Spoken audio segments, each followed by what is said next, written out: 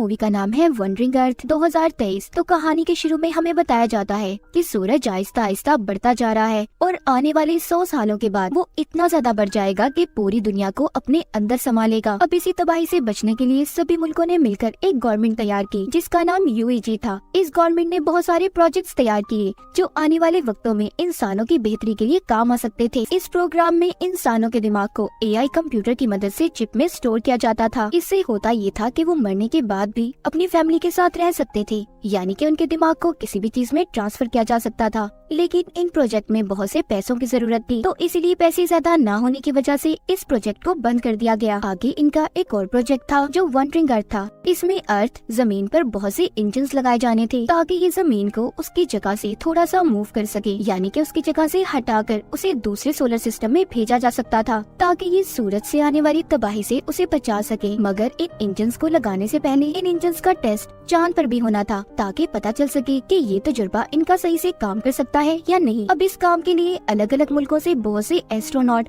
खलाबाजों को चुना गया था। अब हमें एक एस्ट्रोनॉट लियो दिखाया जाता है। यहाँ पर जो एआई वाला प्रोजेक्ट था उसके बंद होने की वजह से बहुत से लोगों ने एहतजाज करना शुरू कर दिया था क्योंकि वो इस प्रोजेक्ट को पूरा करने का कह रहे थे। तभी कुछ एहतजाज करने वाले लोग इन एस्ट्रोनॉट पर हमला कर देते हैं। यहाँ पर एक लेडी एस्ट्रोनॉट जिसका नाम हैन था वो इन लोगों का मुकाबला करती है और उन्हें रोक लेती है। इसके बाद सभी एस्ट्रोनॉट्स को एक एलिवेटर की मदद से चांद पर भेजा जाता है। ये एलिवेटर इन सभी को 90,000 मीटर की बुलंदी पर इनके स्टेशन पर पहुंचाने वाली थी। सब उस स्टेशन पर पहुंच जाते हैं जहां पर इनकी ट्रेनिंग शुरू हो गई थी।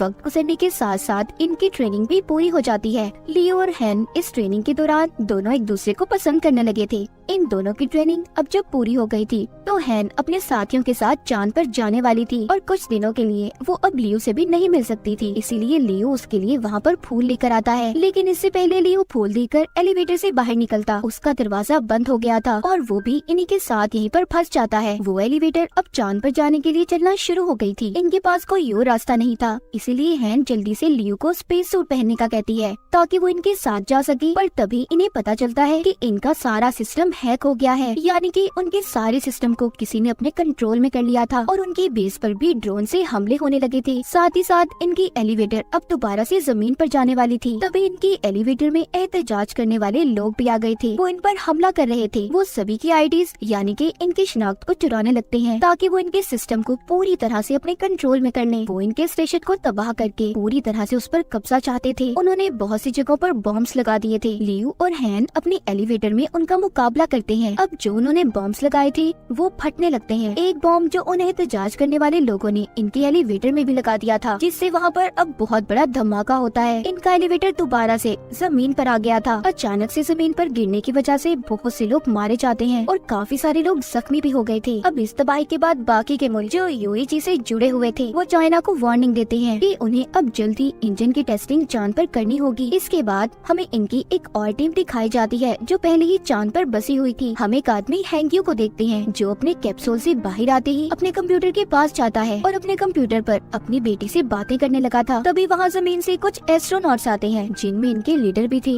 जो आकर अपनी टीम को बताते हैं कि हमें इंजन टेस्ट मिशन को कुछ महीनों में पूरा करना होगा। ये यहाँ पर इनकी मदद के लिए और भी बहुत से एडवांस सुपर कंप्यूटर लेकर आए थे जो इंजन को चलाने में इनकी मदद करने वाले थे। यहाँ पर हमें ये भी पता चलता है कि जो डिजिटल लाइफ प्रोजेक्ट था जिसमें इंसान के दिमाग को एआई की मदद से एक चिप में स्टोर किया जाता था, उसके हेड पहले हैंग्यू और इनके लीडर हुआ करते थे। मगर अब जब उस प्रोग्राम को बंद कर दिया गया तो इन्होंने यहाँ पर इस प्रोजेक्ट पर काम करना शुरू कर दिया। हैंग्यू यहाँ पर अपनी बेटी से बातें करने लगता है। यहीं पर हमें ये पता चलता है कि कुछ सालों पहले हैंग्यू की फैमिली का एक्सीडेंट हो गया था, मगर उसने अपनी बेटी के मरने से पहले उसके दिमाग पर एआई वाला पहला तजुर्बा किया। उसके दिमाग को उसने एआई की मदद से चिप में स्टोर कर लिया, मगर उसका ये तजुर्बा बस कुछ वक्त के लिए ही था। यहाँ पर जो हैंग्यू के लीडर सुपर कंप्यूटर को लाए थे, हैंग्यू उसकी मदद से अपनी बेटी को दोबारा से एआई रोबोट बनाकर जिंदा करना चाहता था, मगर उसके लीडर इस काम के लिए उसे मना कर देते हैं क्योंकि ये काफी खतरनाक था।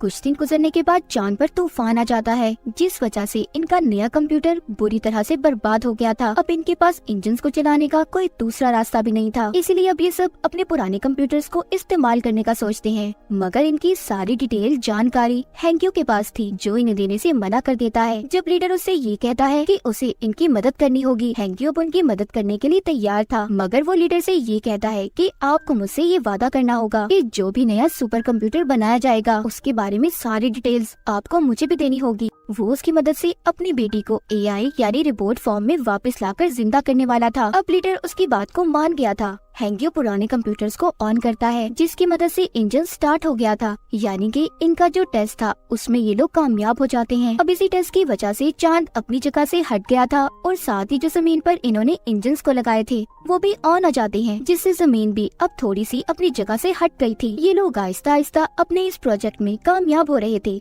जो सूरज की वजह से तबाही होने वाली थी, इनका वो डर भी अब खत्म हो रहा था। सब कुछ ठीक होने के बाद जैसे जैसे वक्त गुजरता है, यूएजी ने और भी बहुत से प्रोजेक्ट को स्टार्ट किया था, जिसमें इनका एक और प्रोजेक्ट जो अंडर सिटी था, जहाँ पर इन्होंने जमीन के नीचे कुछ शहरों को बनाया था कि अगर जमीन पर कोई तबाही हुई तो बहुत से लोग वहाँ पर जाकर रह सकते हैं। मगर वहाँ का टिकट हर किसी के पास नहीं था। इसके बाद हमें कहानी में हैन और लियो दोबारा दिखाए जाते हैं, जिनकी अब शादी हो गई थी, उनका एक बेटा भी था। पर जब ये लोग मिशन पर गए थे तो उस वजह से हैन को कैंसर हो गया था, इसीलिए उसकी हालत बहुत खराब होती है और वो बहुत जल्दी मरने वाली थी। अब नए सुपर कंप्यूटर्स भी बना दिए गए थे, उनके अंदर बहुत सी एडवांस टेक्नोलॉजी को भी डाला गया था। उन्हीं में से अब एक कंप्यूटर जिसके सामने लियो बैठा था, वो कंप्यूटर उसका इंटरव्यू ले रहा था। यहीं पर हैंक्यू भी उन्हें देख रहा होता है। जब रात होती है तो रात को हैंक्यू अब उन कंप्यूटर्स के पास जाता है। जैसा कि हम जानते हैं, वो इन कंप्यूटर की मदद से अपनी बेटी का रोबोट बनाना चाहता था, पर यहाँ तभी इनके हेड आ जाते हैं, जो हैंक्यू को ये सब करने से रोक रहे थे। मगर इससे पहले हैंक्यू ने बहुत सारे कंप्यूटर के सिस्टम्स को खराब कर दिया था, जिसका नुकसान चांद पर जो इन्होंने इंजन्स लगाए थे उन्हें होता है।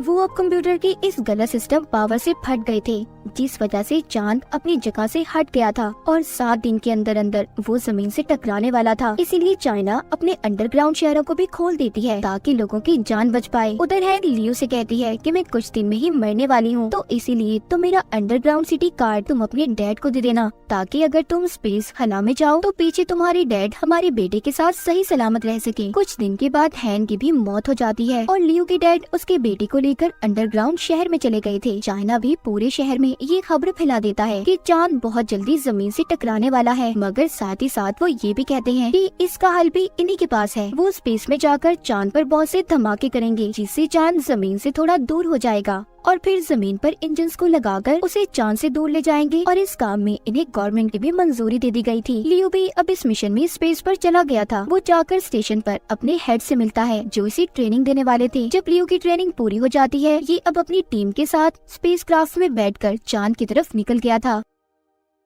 इनका काम था कि चांद पर जाकर जगह जगह बॉम्ब्स को गिराना। अब जब ये लोग बॉम्ब्स को गिराकर वापस से लौट रहे थे, तभी एक दूसरा स्पेसक्राफ्ट अनबैलेंस होकर इनके स्पेसक्राफ्ट से टकराकर तबाह हो जाता है, जिस वजह से इनका स्पेसक्राफ्ट